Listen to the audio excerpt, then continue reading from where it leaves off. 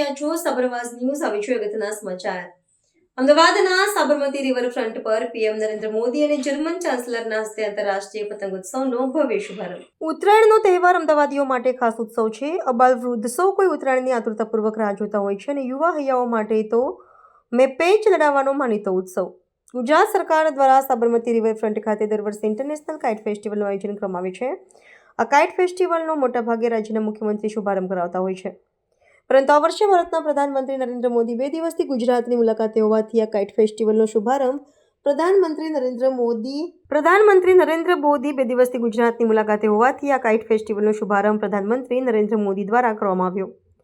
પ્રધાનમંત્રી સાથે જર્મનીના ચાન્સલર ફ્રેડરિક મર્જ ઉપસ્થિત રહ્યા હતા. પ્રધાનમંત્રી અને જર્મનીના ચાન્સલર ફ્રેડરિક મર્જે આંતરરાષ્ટ્રીય પતંગોત્સવમાં સહભાગી થઈને ભારત જર્મનીના અતૂટ સંબંધોને નવી ઊંચાઈ આપી હતી.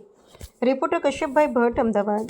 આવા ન્યૂઝ જોવા માટે સાબર આવાઝ યુટ્યુબ ચેનલને સબસ્ક્રાઇબ કરો અને લાઇક કરો, જેથી હવે પછીના દરેક સમાચાર સબસ્ક્રાઇબ કરેલા હશે તેઓને નવા સમાચારની માહિતી મળી જશે.